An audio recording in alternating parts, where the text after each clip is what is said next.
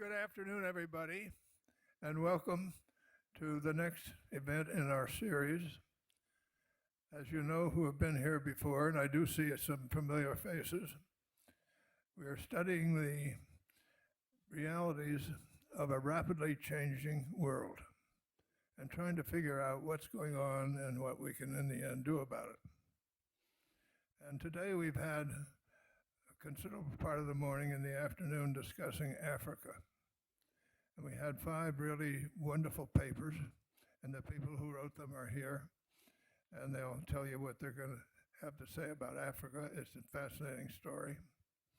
We have coming up soon, on February 4th, we'll have one on Europe, and on February 25th, we'll have one on national security aspects of what's going on.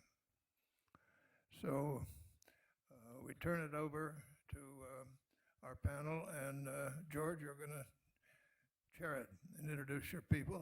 I will do my best. And we look forward to the discussion, and then there'll be a little time for Q&A from the audience, and there'll be people with mics around to ask the questions. Thank you, Mr. Secretary. I'm George Moose, and I've been given the challenge and the honor of moderating this panel. The task, as you have heard it from George Shultz, is to try to understand these major megatrends that are occurring in the world. Demography, climate change, technological innovation, and to try to understand these trends and their implications, and how they're going to impact, importantly, on issues of the capacity of governing institutions to govern. And we are fortunate to have, as our panelists, our Sherpas in this mission, 5 noted and distinguished experts. And let me very, very briefly introduce them to you. We have, in the order of their presentations, Professor Jack Goldstone is the director of the Center for Global Policy at George Mason University and a Global Fellow at the Woodrow Wilson Institute International Center. Mark Giordano is director of the program in Science, Technology, and International Affairs and the Cinco Hermanos Chair in Environmental and International Affairs at the Walsh School of Foreign Service at Georgetown University. Andre Pinat, a barrister by training, is the managing partner, founder, and chairman of C5 Capital Limited, a technology-based investment firm focused on cybersecurity, data analytics, cloud computing, and assistive technologies. Tony Carroll is vice president of Manchester Trade Limited, whose clients include corporations working in the telecommunications, infrastructure, investment, mining, and petroleum sectors in Africa, Europe, and the Middle East. And last, but certainly not least, Dr. Chet Crocker is the James R. Schlesinger Professor of Strategic Studies at Georgetown University, where his teaching and research focus on conflict management and regional security issues. The challenge is made more difficult by the fact that Africa is so diverse, as are the 54 countries that comprise it. But that's the task that we've been given. We need to understand these trends, and importantly, we need to understand the ways in which they interact with one another. We want to look across the traditional disciplinary, scholarly silos and look at the ways in which these major developments are interacting with one another and the cumulative impact of those trends on Africa, African societies, and African governance. We are going to be looking at the sequence of our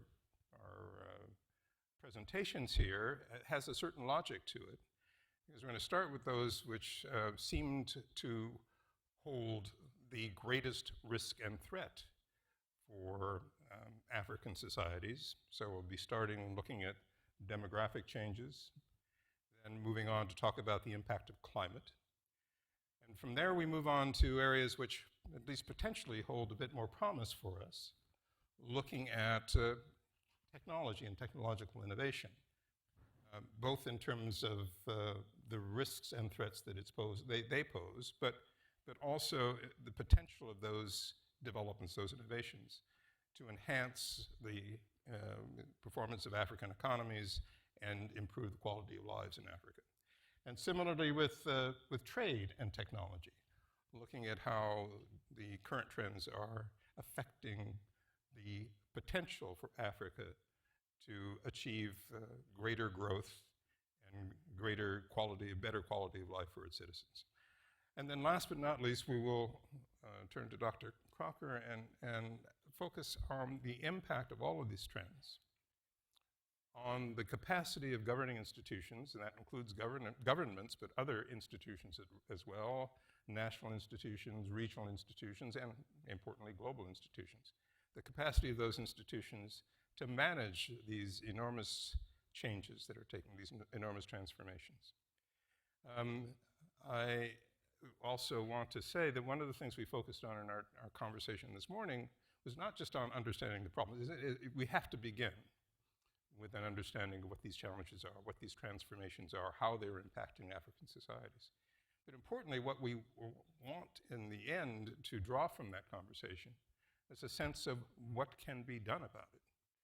What are the ways in which these negative impacts can be mitigated? What are the ways in which African societies and African governments can be encouraged and supported to adapt to the changes that are inevitably taking place, for example, with regard to population and climate?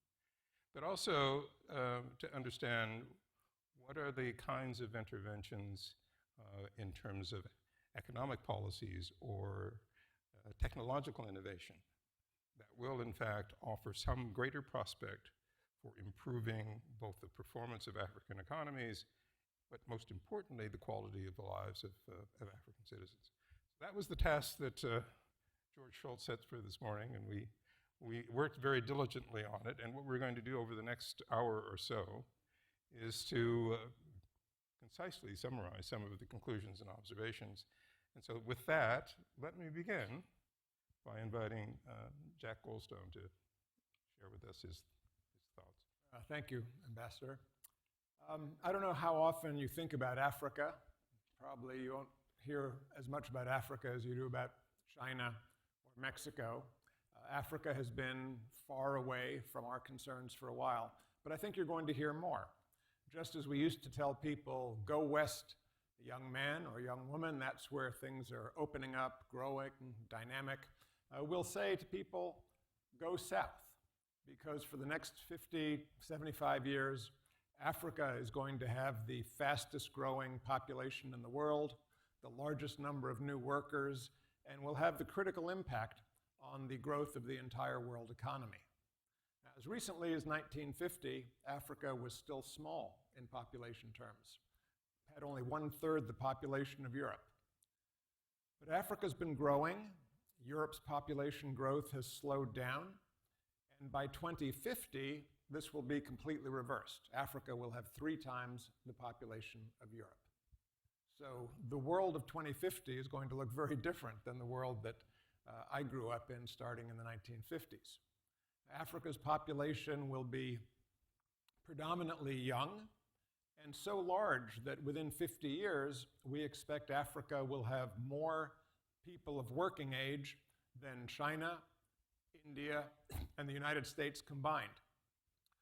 So that's where the potential motor of the world's economy will be. The question is, however, can Africa function like China and go from being a relatively low-income and rural place to becoming an industrial and fast-growing economy? It's going to be much more difficult because Africa is 54 countries, not one country like China. Its population is growing at a time that new technologies and artificial intelligence will be changing the world of production and of work. And it will be seeking to grow at a time when the populations and markets of North America and Europe and Japan are stabilizing due to population aging and a slowdown in population growth in those areas. So Africa will have fresh challenges that China did not have, but it will also have new opportunities. And because we have to be quick, I'm simply going to turn over these issues to my stars on the panel, who are experts in technology and in governance and in trade. The one thing I will conclude by noting is that the huge and young population of Africa represents both a great challenge and opportunity, but also a considerable risk.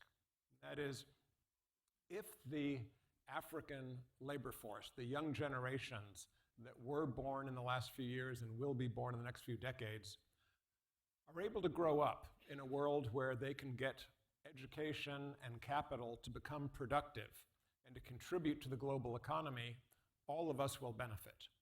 On the other hand, if Africa's economy does not grow in a way to provide jobs and meaningful future for its young people, then we may see trends that will not be as helpful for us. We'll see young people drawn to more radical ideologies. We'll see growing risks of political instability and violence. We'll see problems coping with climate change and unplanned migrations, and greater risks of conflict within Africa and between migrants leaving Africa and other parts of the world. So how we learn about Africa, how we understand the challenges, how we work with the African people and help them integrate into and take advantage of opportunities in the global economy will have huge significance for us. Whether we get this right, whether the African people and their governments get this right, may be the critical factor for prosperity for all of us in the next half century. Jack, thanks very much. Let's move on and talk about the issue that you just alluded to, which is that of climate and how it plays into this trend that we're witnessing. I see some of you have the papers in your hand, and whether or not if you do, you can look at a picture that's after the article I wrote. But there's a image of Africa, climate data on Africa that the Intergovernmental Panel on Climate Change used to do its projections. And you'll see a white space in the data. And that white space is areas where there isn't enough information on temperature to say anything, historic temperature. And then there's an even more shocking map of white space on precipitation. The white space on the temperature graph is about 2/3 the size of the United States. The white space on the precipitation map is 1.5 times or so as large as the United States. So we have a very large continent with huge gaps in historic data, which makes it, of course, extremely difficult to understand how well rising temperatures now affect the future if we don't know what the past was. And this is complicated by some other factors as well, because Africa is in the tropics, and the climate processes that affect Africa are different than the climate processes that affect temperate zone areas like the United States. Most climate researchers do their research in temperate zones. Most funding is in temperate zones.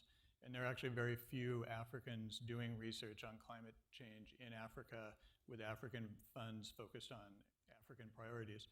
So the result is we have a lot of uncertainty about how rising global temperatures are going to affect Africa. And as a result, you can get reasonable projections that rainfall in the Sahel is going to rise by 300%, or it's going to go to 0. So this makes planning very difficult. What we do know, or we're quite confident about, is there's going to be as temperatures rise, there's going to be increased variation in rainfall. And that's probably going to mean that the wetter areas get wetter and the drier areas get drier. So the challenge for Africa then related to climate change, a major challenge is how do you deal with this increased variability? That's actually the challenge that Africa has right now. How do you deal with temperature and rainfall variability? And that's been the challenge of the agricultural sector. So adding climate change on top, it makes the problem worse, but it's also the same problem that's faced now, and the same solutions that we should be doing now apply doubly under a climate change scenario. four of the main ways that climate change are likely to affect Africa are in agriculture, in health, how those translate into migration, and how those all together relate to conflict. But just let me say a few things about agriculture, because that's really where climate change is going to be most felt. Agriculture in Africa still makes up more than 50% of output. On average, there's a lot of variation. It's much more than 50% of employment. So what and how rainfall change is going to have a big effect on how Africa can adapt and provide its food supply. One of the past problems with agriculture in Africa has been lack of research funding. Most African governments themselves have underinvested, the international community has underinvested, and there are colonial legacies that have caused an underinvestment. So that's the challenging point we're at now, but there's also an opportunity, and we'll talk more about it in a minute with technology, but there's a biotechnology revolution that's happening that's reducing the cost of investing in new seed technologies and other technologies to increase agricultural productivity.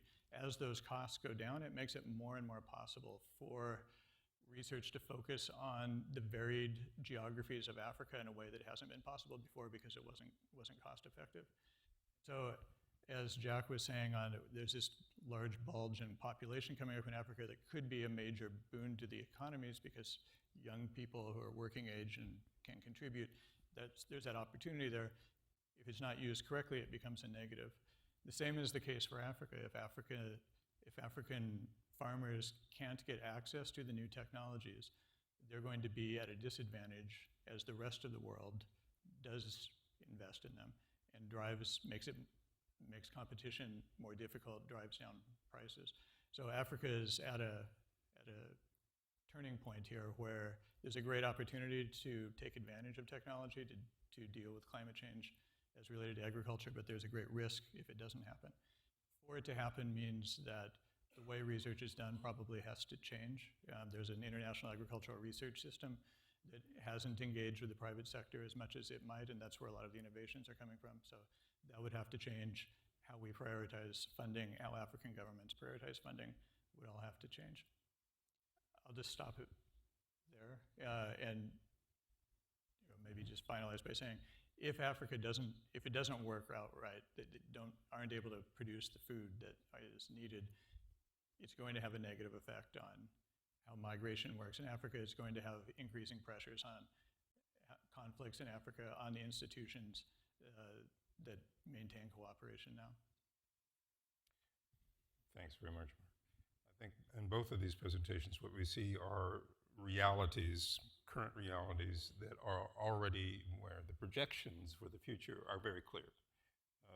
There are things that can be done to change how those curves look and how they bend in the out years.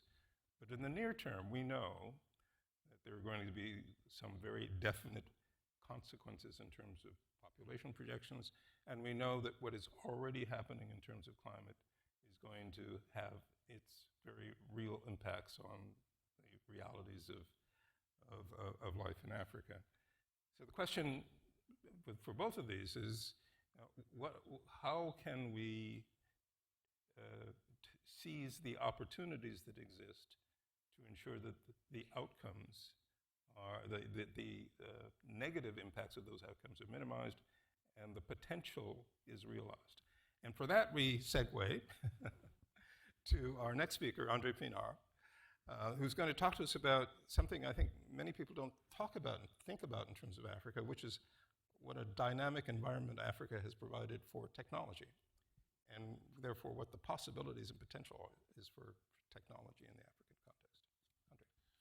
I had the privilege of growing up in Africa, and I grew up in a very arid and desert-like area of South Africa, which is known as the Karoo, which is one of the two deserts in South Africa, the other one being the Kalahari.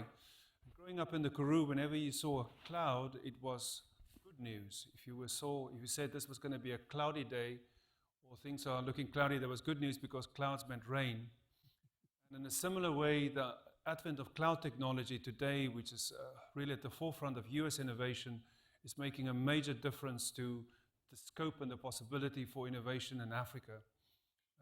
As you're probably all aware, over the last 20 years, mobile phone technology have really helped the African continent leapfrog the investment of building landlines, and have enabled things like mobile money, which is now taken up by most African countries, to both enable Africans who are living abroad to send money home, but also African families to do business with each other and just to send money to each other by using their mobile phones.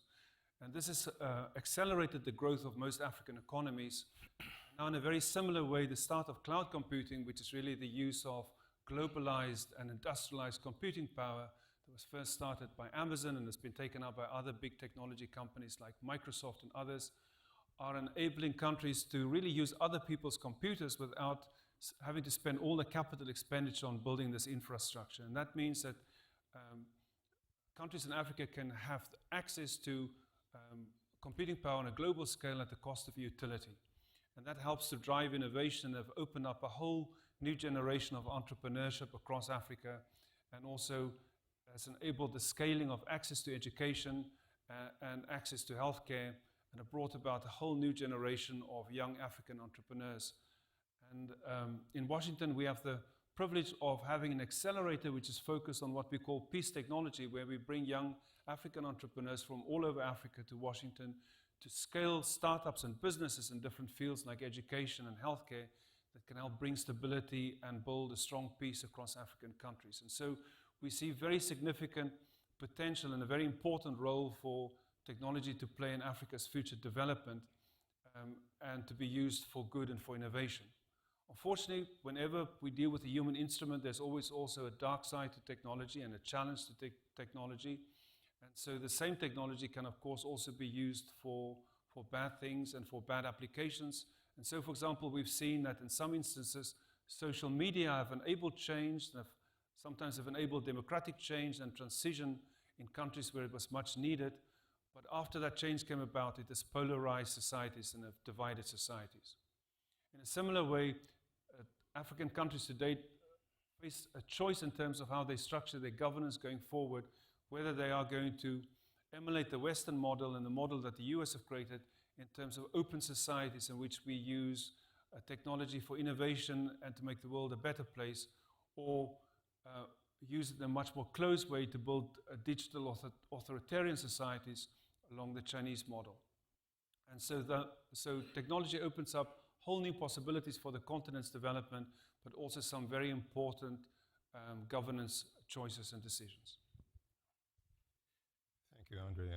And this leads, I think, sort of naturally into the presentation that Tony Carroll gave us this morning, which we'll summarize here, which is what are the ways in which these new technologies can help to stimulate economic growth and greater integration of Africa into the global economy in ways that will, for example, produce growth rates which at minimum keep pace with, but hopefully surpass what we know about the population growth projections, in order to create that surplus that will enable African countries to provide better quality of life for their citizens. And so, Tony, if you wouldn't mind sharing some of your conclusions.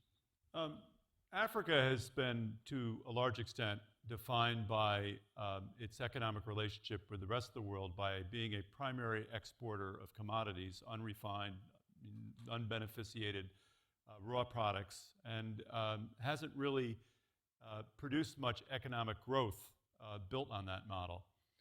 If you look at a map of Africa, you'll see that I put in my presentation, not in my report, but I'm sure you've seen others, you'll see that upwards of about 80 or 90% of Africa's trade is external and unrefined products. Africa's internal trade varies between 10 and 20% over time. And what we found in our economic analyses is that the relationship that Africa has enjoyed with the export of these raw commodities in terms of its relationship with GDP growth has been very modest. There really isn't much value addition, much growth and benefit in these economies when they're just basically exporting primary products. Where we've seen a difference or a break from that pattern is the growth of intra-Africa trade. Inter-Africa trade has been defined more by products that are really of value-added, consumer goods, construction materials, and so forth. And that internal Africa trade we're finding to have a much higher correlation with economic growth. So what is constraining Africa's ability to trade with itself?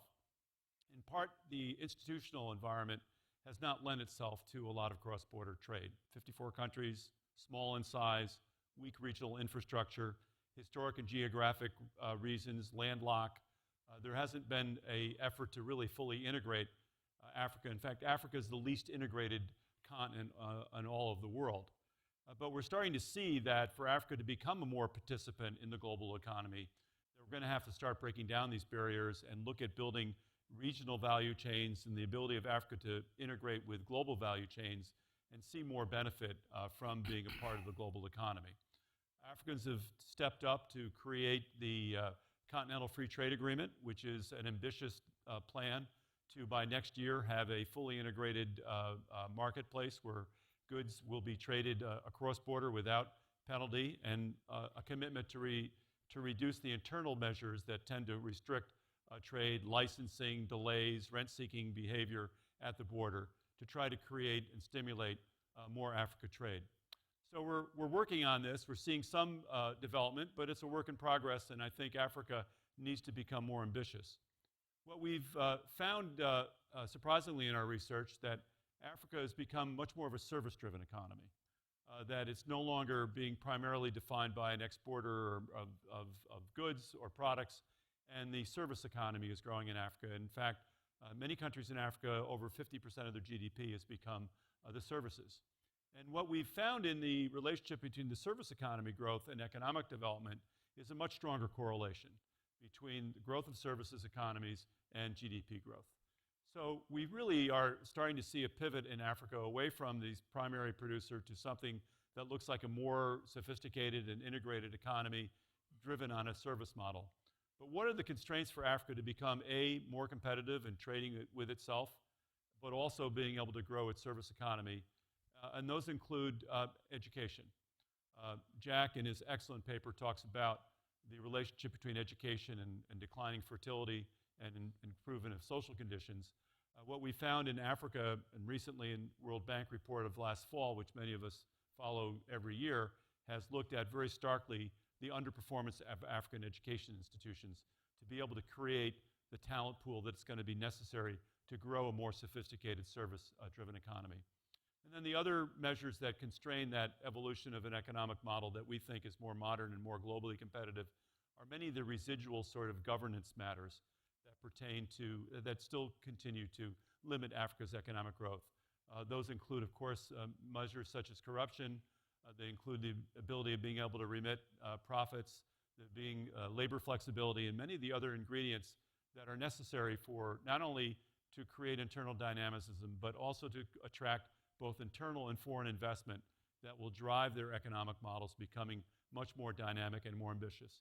And just let me say in closing that, you know, it's hard to summarize 54 countries, and even among regions there are quite stark disparities.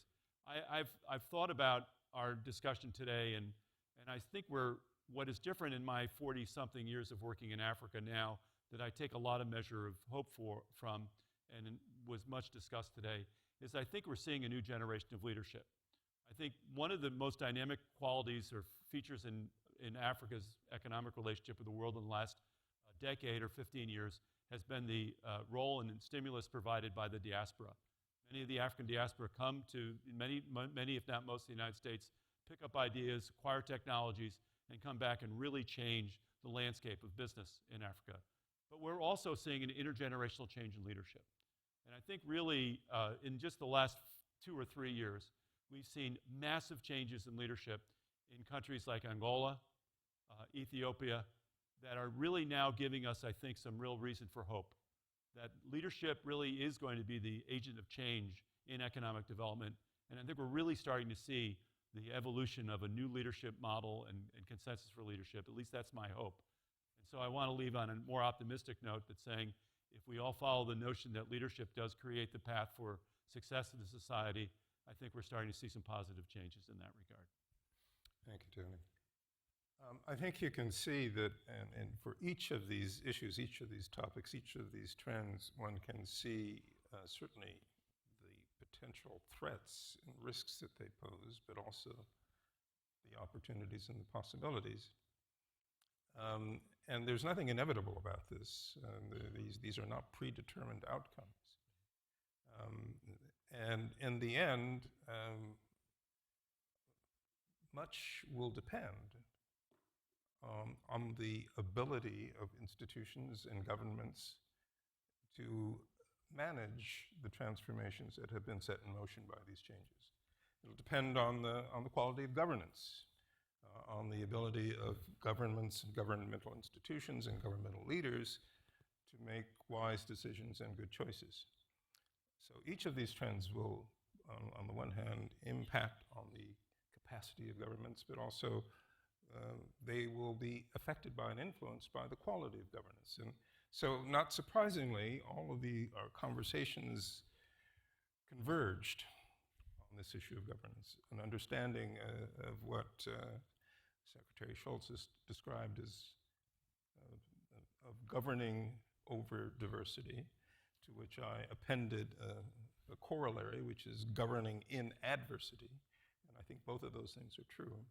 But for a better understanding of those issues, we could not be better served than by the presence of Chet Crocker, who has spent his career both as a practitioner and as a scholar thinking about these issues. So, Chet, over to you. Thank you very much, George. And thank you, Secretary Shultz, for convening us on these important issues. I think it's fair to say that we have heard some upsides and some risks. We've heard some possibilities for the future. We've heard some negative possibilities and some more encouraging ones. The people who tend to follow African affairs often divide themselves into Afro-pessimists and Afro-optimists. I like to think of myself as an Afro-realist. So we'll see if that pans out, George. I think it's so important to underscore the place of governance, because governance, in the first instance, is about the quality of policies, policy making, decision making, and decision implementation. And of course, that depends on who's in power, who's in office. Governance is a matter of men and women. It's a matter of laws. It's a matter of norms. It's a matter of institutions. And so these are really critically important variables. Just think for a moment of some of the challenges that have been mentioned already. And Jack's paper, which is in your folder for those who have it, tees up and highlights a particular issue, which is the issue of secondary and tertiary women's education. That issue can only be addressed if leaders and institutions privilege that issue. Or think about the issue of climate change. What's going to happen if more and more pressure is placed on areas where farmers and herders come into conflict or into contact with each other, which is something that's taking place in Nigeria, it's taken place in Darfur in Western Sudan, it's taking place in many areas of the Sahel, partly as a result of climate change. So, or think about the issue of investment codes and the likelihood that people are attracted by an investment code that shouldn't just privilege foreign investment, it should also privilege domestic investment, right? So these are all important variables. One of the things that I develop in the essay in your papers is the colonial and Cold War legacies of African governance, which have created a temptation for governments and their leaders to think that they don't have to pay much attention to their own society because they depend on outsiders. They depend on foreign investors, they depend on foreign donors, they depend on foreign patrons or sources of political support, let's say in the UN Security Council. And when governments don't pay much attention or as much as they should to their own societies, the net result is not very good governance quite often. And another result, quite often, is conflict. So the paper goes on to talk about conflict phenomena and the fact that while there was progress in the 90s and the first part of the 2000s in winding down some African conflicts, that trend has reversed itself, and there's been a significant uptick in the African conflict phenomena, the different kinds of conflicts, civil wars of different kinds, conflicts that don't involve governments at all, but different militia groups within a country. So there's been an uptick, and it's not a good thing. It's a dangerous phenomenon. Since about 2010, 2011, we've seen more conflicts. Why is that important? Because conflicts can produce the wrong kind of leaders, and conflicts tend to produce the kind of leaders who think primarily about themselves and about maybe their ethnic group, but not about the interests of the broader society. So where is governance going and what's going to shape it? It's a huge open question. We discussed it and debated it this afternoon. And I think the best thing I can do in the minute or so that I have left is to comment on what will be the factors that influence the quality of governance in Africa. One of those factors is whether or not the international community, different parts of the international community, play a constructive role in encouraging the right kinds of African development and the right kinds of policies. But of course, there isn't any such thing as the international community. What there is a race, there is competition. There are different drivers, there are different ambitions. There are the countries like the US and like-minded other countries, India, Japan, Western Europe, who have certain norms and standards in mind when they invest in Africa and engage in African diplomacy. There are other countries that have very different motivations and different incentives. And so there is something of a competition going on as to what kinds of external vectors will be influencing Africa. Another influence will be, what do Africa's major states do? And do they set a pattern or a trend which other countries feel obliged to follow? Because after all, there are 54 countries in Africa.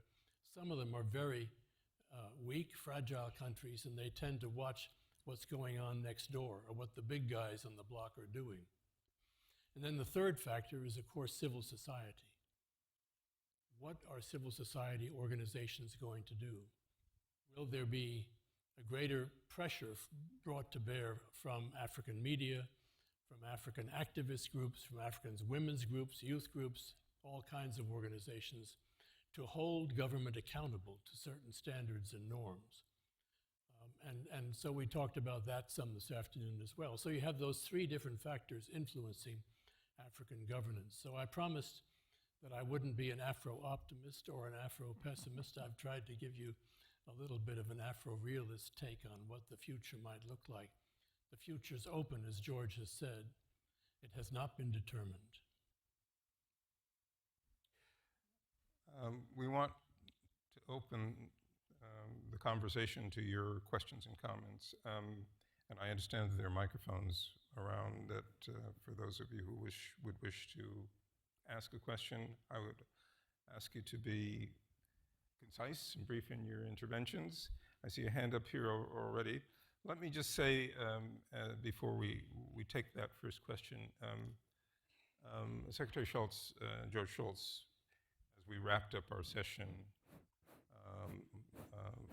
of our roundtable discussion, reminded us of the arc of history over the course of the 20th century and how it began with a spark that ignited the First World War, that it saw the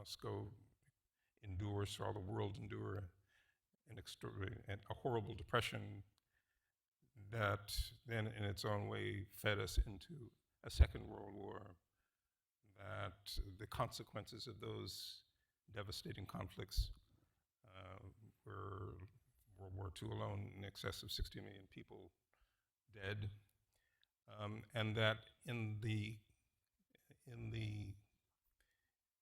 wake of that experience, what the United States and its partners and allies set out to do was to try to create a world that was more secure, more predictable, and less likely to lead us back into precisely those kinds of conflagrations.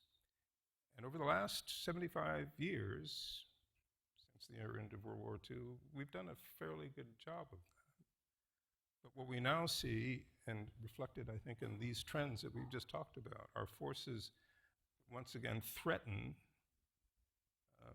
to create a world that is less stable, less predictable, more fragile, and more likely to create situations that inadvertently lead the United States into conflict. So why does it matter? Why does it matter that we're having this conversation about Africa? It is because we have learned that in the circumstances that are created by these dynamic forces and the unpredictability and the instability that they create, they also create the danger, the possibility, the risk of involving directly and indirectly affecting the interests of the United States. That's why we're talking about this.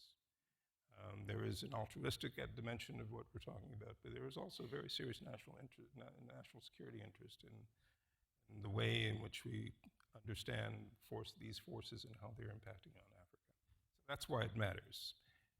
And that's why this project that George Shultz has initiated, I think, has such importance for all of us who would like to try to have see a positive impact on the direction of U.S. foreign policy.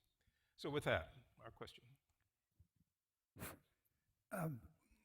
One thing or a couple things, I look at the threats to Africa, and you hardly mention China, and I was wondering if you could comment on China. The other thing I was worried about is the youth of China. That oftentimes leads to war.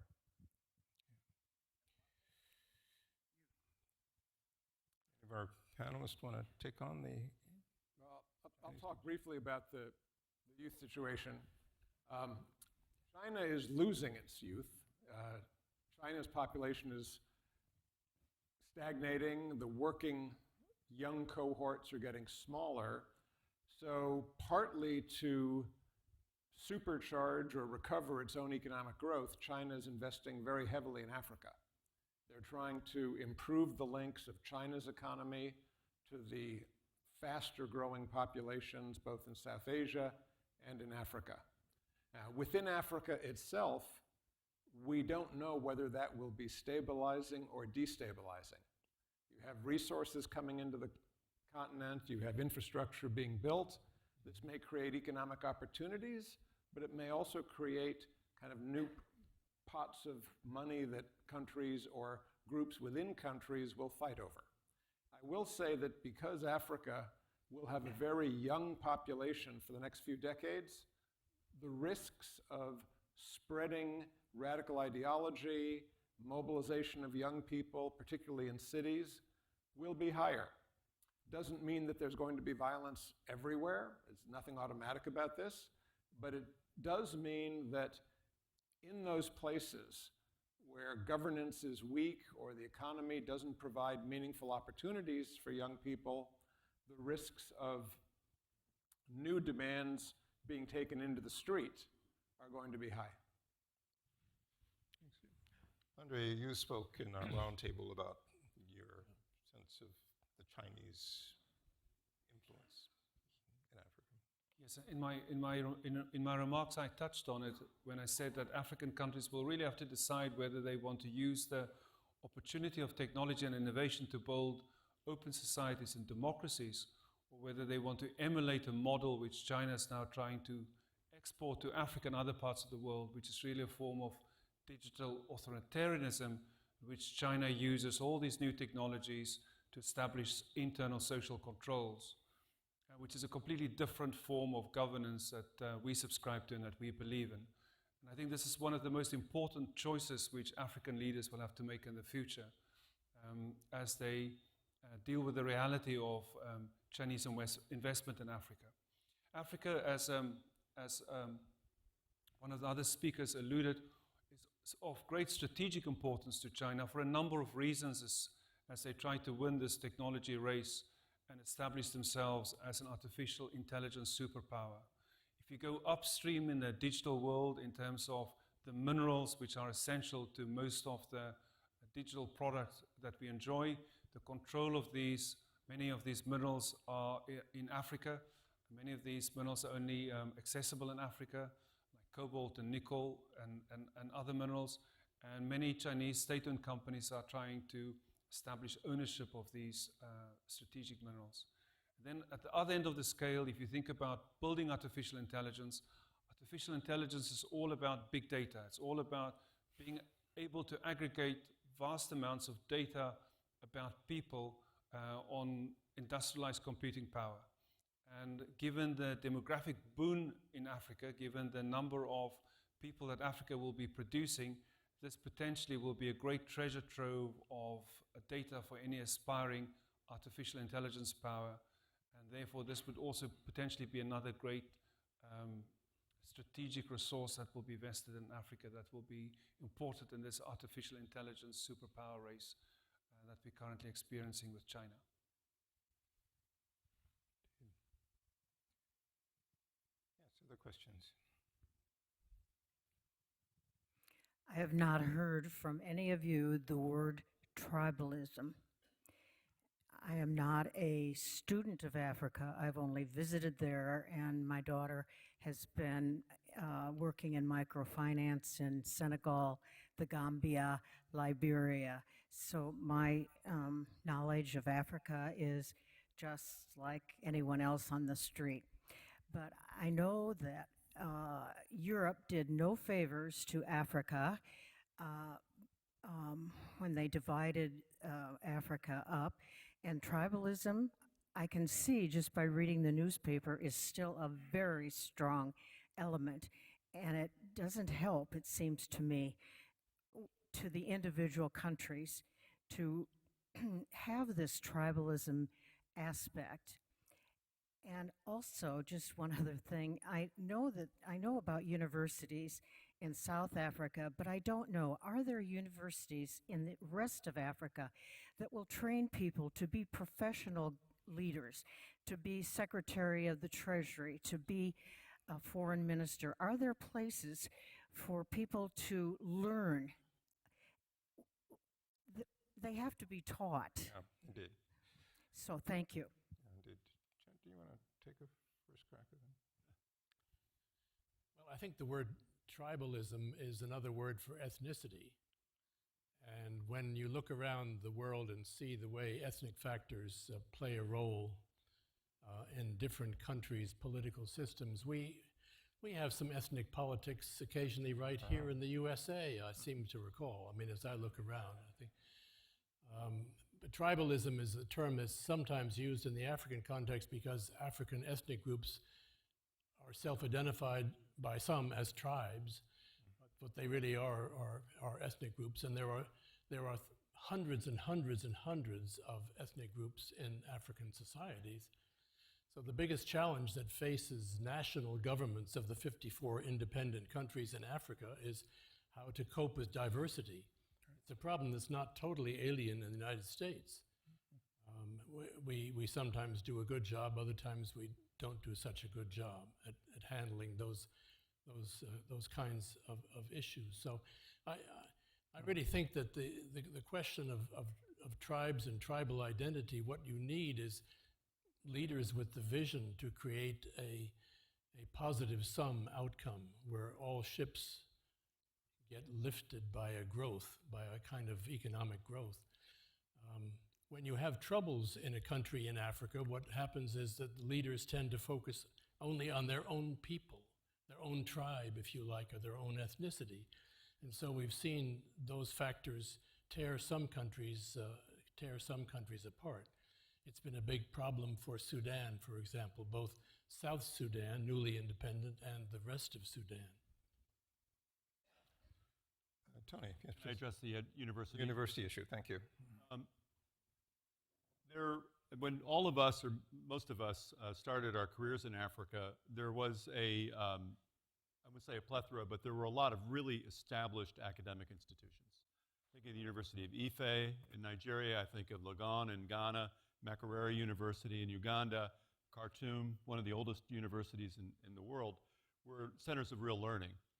Because university professors and students tend to threaten states, particularly autocratic states, they saw over the course of an arc of 30 years a decline in resources because they were not politically included and they were threatening to leadership models. Now, what we're seeing is a recognition of this shortfall, and a couple of economies or societies that have really turned very quickly about enhancing their tertiary or university level education, technical and conventional university education. And those are Rwanda and Ethiopia. Rwanda has taken a big step forward to try to attract technology and learning at a scale that's unprecedented in Africa. They really are making a fabulous effort to ramp up their abilities of being able to compete competitively and attract talent. And Ethiopia, surprisingly, which I should have mentioned, the University of Addis Ababa was also a historic university. They've built 41 institutions of higher learning in the last 15 years. So they've seen that they need to try to address this issue of shortfall. Do they look like our conventional universities like this or Michigan or wherever else? Perhaps not. But they are being much more ambitious about how they can make that tertiary education fulfill the needs of an expanding economy and social environment. So I think that's probably the best that I can say about the universities. Question down here.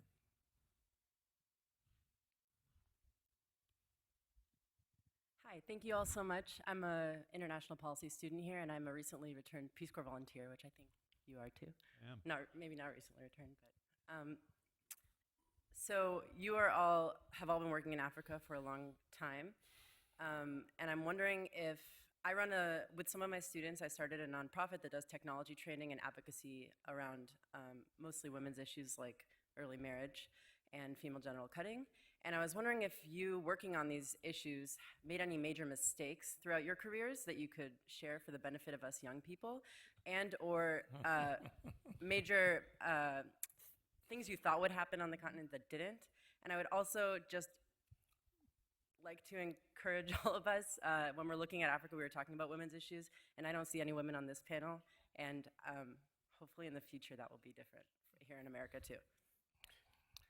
Yes, and let me, to your last point, say that we did have a female member of our panel who was with us at lunchtime, and regrettably she had to leave before this session in order to travel internationally.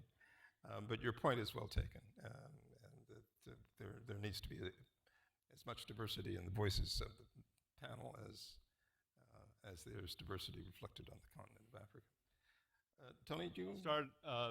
I think what's been the biggest surprise is something that I indicated before in the world of trade and investment is the role of the diaspora.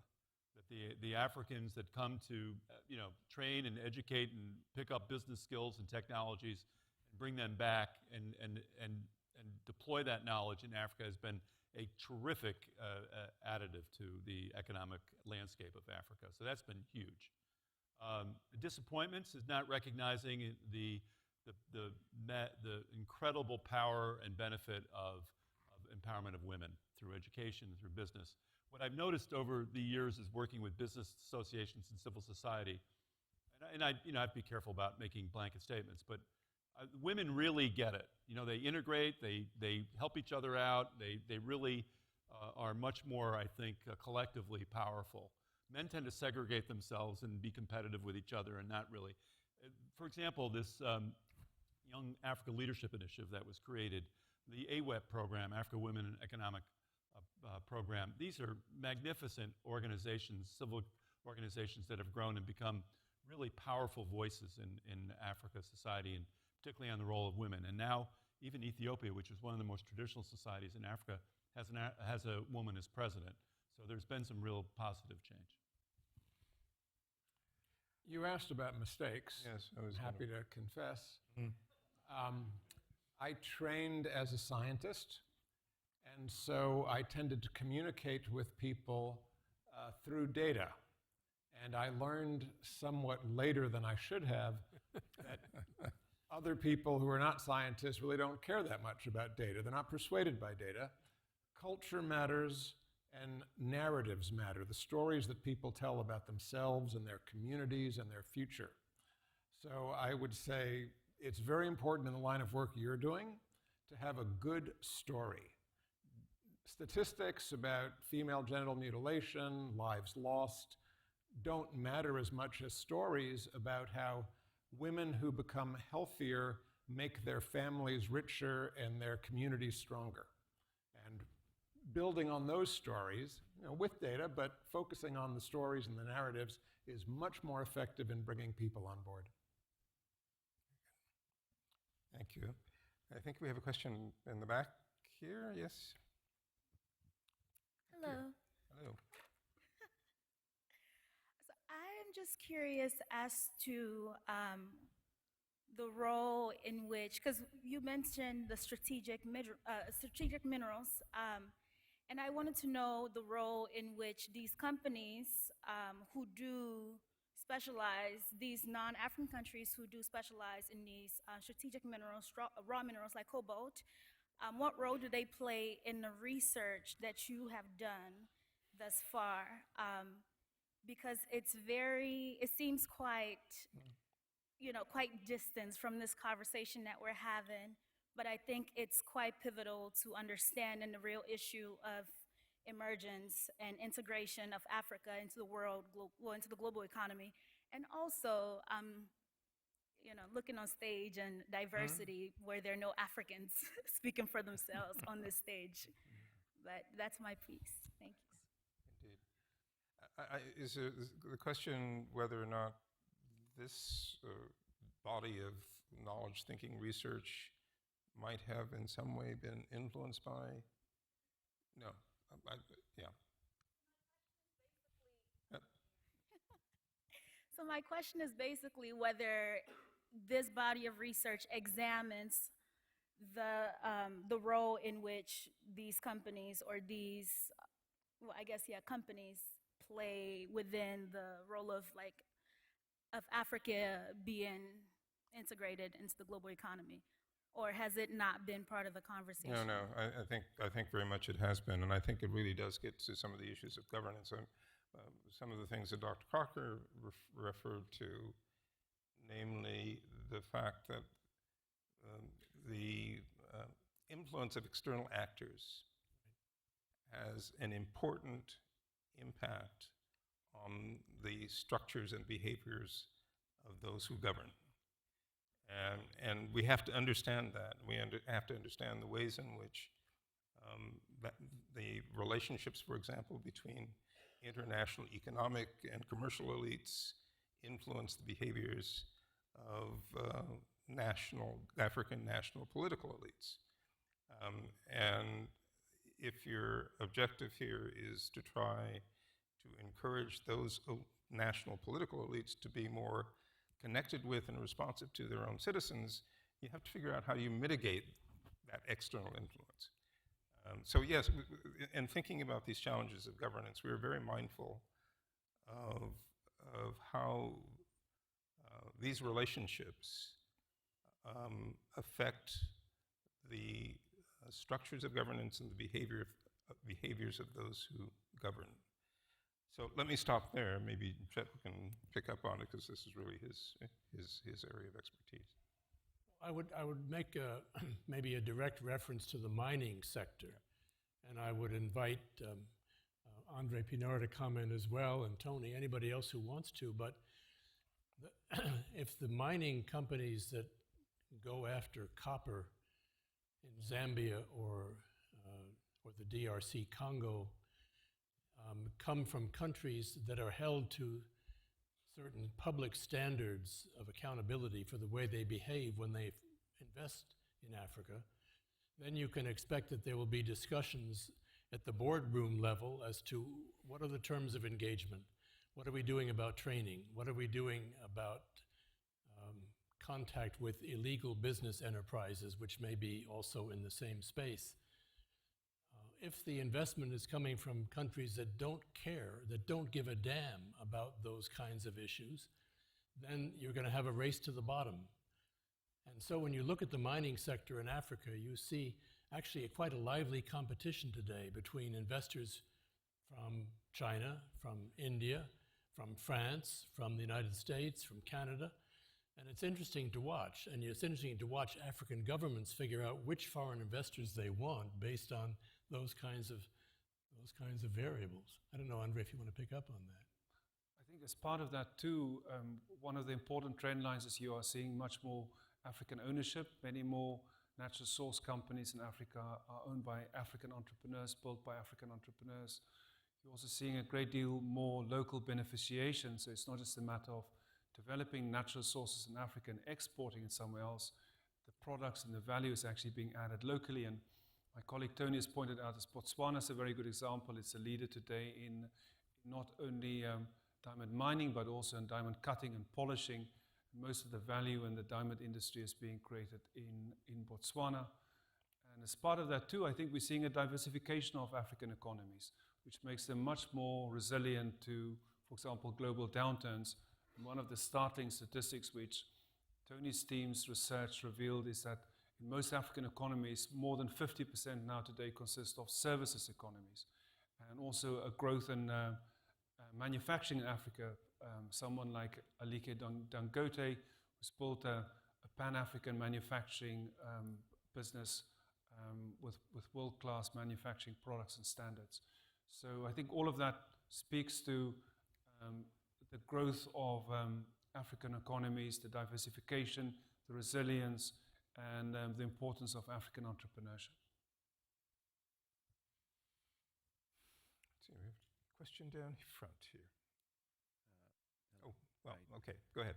Thank you. Why doesn't Europe and the United States take the lead and put together a Marshall Plan for Africa? It'll certainly help with the migration issue as well as establishing an African cultural identity going forward. Does anybody want to tackle that? I mean, leaving aside actually, I think Angela Merkel has actually used that term of a Marshall Plan for Africa, and trying to get Europeans to focus more on the drivers, for example, of migration and outward migration for Africa, recognizing that one has to get at the root causes of these migratory movements. Without using that term, I think what we've all been talking about today is what are the kinds of policies, actions, and interventions that will enable institutions of governance, national, regional, international, to better manage the transformations that are being created by these trends. And certainly that's going to involve money and investment. I think that's clear. But it's not just a question of money and investment. It's a question of how do you, to what goals and priorities do you target that investment? What are the interventions that are most likely to have the impact the desired impact? We've touched earlier on these issues of education, and particularly education for women as a significant factor affecting population growth trends. So leaving aside the term Marshall Plan, I think what this whole conversation has been about is what can be done, and by whom should it be done, because there are certainly aspects of this which relate to the role and responsibilities and interests of the international community. But there are certain aspects of it which very clearly relate to indigenous populations, citizens, communities, civil society organizations. And there may be intersections between those things. How does the international community help to enable citizens, youth, others, so that they can in fact play the roles that they necessarily have to play in managing and making the most of these transformations? But I'll defer to others on the panel. Well, let me simply say the problems of Africa or any other developing region are not easily solved simply with an infusion of money. Right? And if by a Marshall Plan one comes up with a kind of simple thought, well, why can't we just give them support in what needs to be done? The effort of multiple development agencies, multinational and from various countries and donor organizations, religious organizations, have not done that much to move the needle on poverty and better governance. We need smarter, more thoughtful approaches to helping the key actors and leaders within Africa shift the stories to focus more on things like women's education and giving people access to digital tools, giving them access to better seeds, giving them access to marketable skills, and create a positive synergy in which people can create for themselves through private markets and working across different economies within Africa, opportunities for personal expression and economic growth. It's not at all easy with not only 54 countries, but hundreds and thousands of different cultures and languages and competing claims over property and resources. So it's a lot to untangle and figure out. And indeed, we're glad to have the opportunity to talk here because one of the resources we need is better understanding of Africa and its complexity from the next generation of people outside Africa. Why don't we take these two questions right here, 1, 2, and then, yes, go ahead. Hi, thank you. There's been much discussion about the relationship between food insecurity and war in Africa. And given the agricultural variability represented by climate change, I'm curious as to whether you think there's a link between climate change and future conflicts within the continent. I'm going to give that to Mark, but when we take one more question down here in front. Thank you for a fruitful discussion. In the aspect of the sustainable development goals, we have many opportunities to provide solutions such as water supply and medical care for infectious diseases. However, could you tell me what is role to accelerate these activities? So this is, why don't we turn first to Mark for the question on. So the first thing I'd caution, there's been a tendency, not just for Africa, but elsewhere, to link resource issues, or rainfall variability, water issues with conflict. And often it's done very quickly. There was a drought and there was a conflict, and therefore the drought must have caused the conflict. So I think the first thing is that we have to always be careful in the individual events whether or not some particular event was connected to the conflict. I think the more nuanced thinking that most people have now is weather and climate can be exacerbating factors in something else already happening, but haven't yet been the driving force behind particular conflicts. There's concern, of course, that if the situation gets worse, it could have direct effects.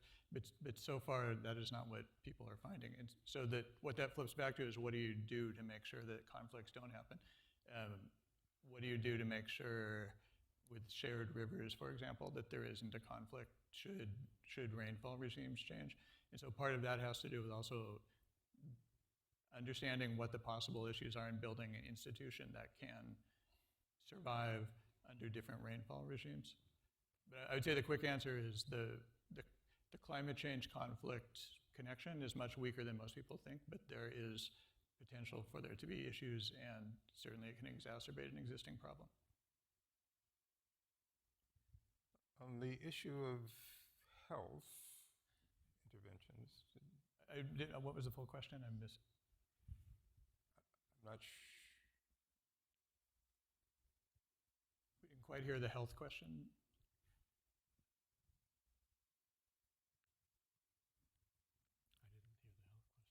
Yeah, so perhaps could we ask you to repeat your question? We've somehow lost it. One more again? Yes. Okay. In the aspect of sustainable development goals, we have many opportunities to provide solutions such as water supply and medical care for infectious diseases.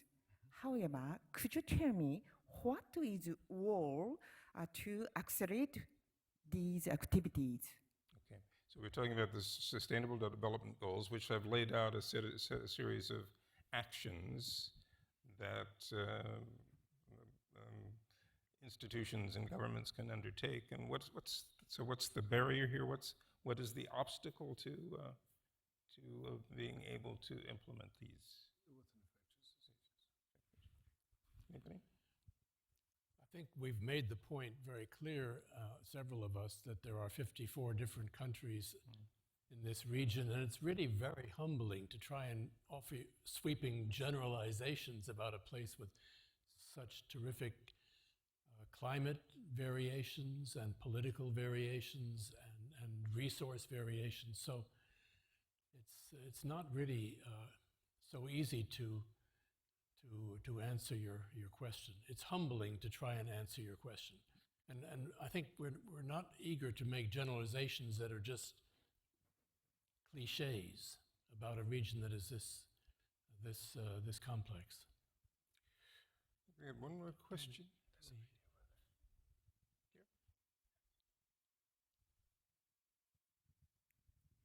I just needed to comment on Stanford is trying to do their part in Africa by establishing the Stanford Seed Program. Are you familiar with the Stanford Seed Program?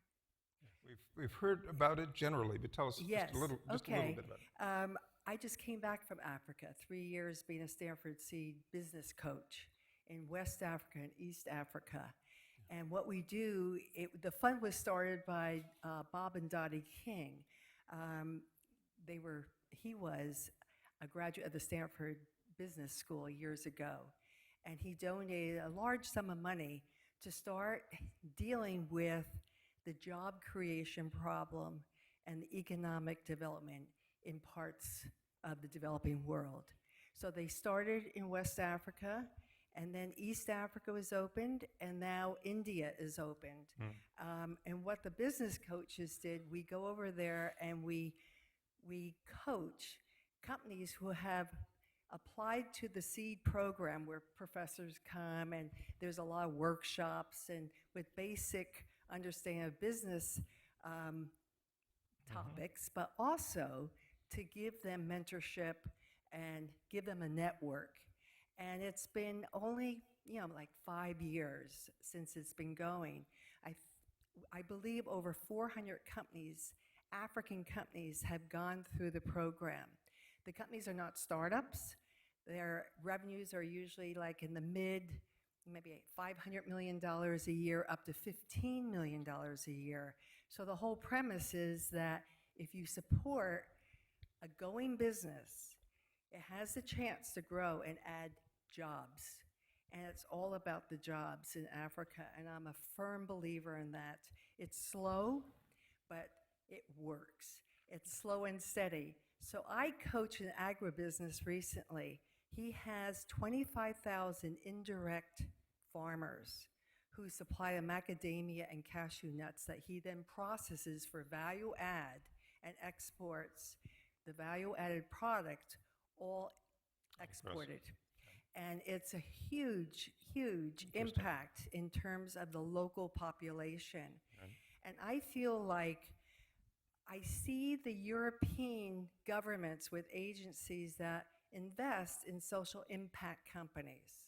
They don't give aid as much as giving, they have regular fund managers over there. And I've worked with the Swedish group, the Dutch group, and there's one other group I worked with. And they act just like investors here in Silicon Valley.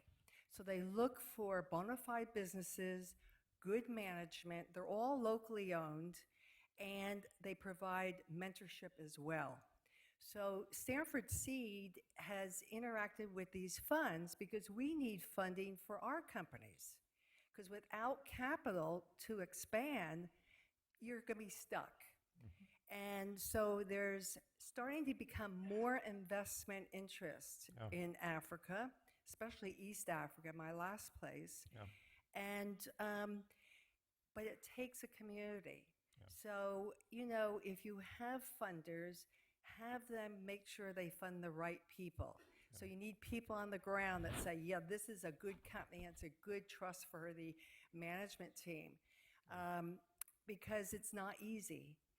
You know, it's not easy. But once you find, you know, the Stanford Seed Group finds a network of people that now investors are saying, show me your solar business companies, show me your agribusinesses, show me.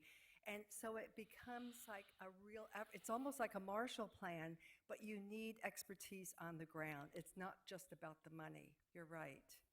Well, thank you for sharing that. And it's sort of similar to some of the things that Andre and Tony shared with us in the course of our roundtable discussion, the kind of a model that you suggest, which is a model that looks at, as you say, social impact investment, as opposed to the traditional aid model that we are so familiar with and accustomed to. I think we've got time for one more question. Yes, and then we'll wrap up here. You all seem to agree that good governance and alliance or good relations among the various countries of Africa, these are extremely important for the future success of the continent. And you talk about ways in which the international community can intervene. And I would just like to ask whether, if you look at the world today, at a time when illiberal democracies are growing, and many, many pacts, whether they are economic or military or political, are being aborted, whether you really think that the international community is likely to have a favorable impact on Africa? Very good question. One of the things that we talked about precisely, we were talking about some of these larger trends and how they are affecting both the will and the capacity of what we call the international community, the actors, the external actors here, to intervene in constructive ways. And there's no question, if you look at that trend line, it is not a favorable one. If you look at the trend line of increasing populism and nationalism and authoritarianism, if you look and how that affects both the example, the model that's being set for good governance in Africa, but you also look at it in terms of the willingness and or ability of external partners to play a constructive role in supporting good governance in Africa. That's certainly not encouraging. You look at the inward-looking nature of our own government and other institutions. It poses an additional challenge for us as we're thinking about this. On the other hand, I think there is also recognition that that we need to mobilize those resources and capacities that are able and willing, and that absent that, the prognosis, the outlook is not going to be terribly encouraging and favorable. But let me invite my other colleagues here to comment on your question. Well, if you want to be logical about it, we often do better not by going out and trying to do things in other countries, but by inviting people from other countries to come here for education or work and learn about living in a democracy, acquiring professional skills, and then maybe after 3 years, 5 years, 10 years, they return to their own countries and become leaders in education or science or business. I have students from China, and America has literally had millions of students from China over the last couple of decades. Now, however, we need to find some way to encourage legal immigration from African countries who also need to have leaders who acquire certain skills that they can take back and strengthen their own countries. I don't know if we'll have the political will to say this would be a good thing for us and for Africa, but we did this with other countries. It worked to our benefit and their benefit, and we should keep doing that again rather than looking for ways to keep people from certain countries out.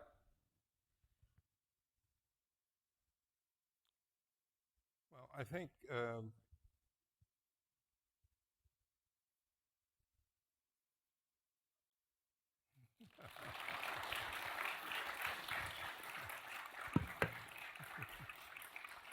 Knows how to close the curtain. thank you all very much.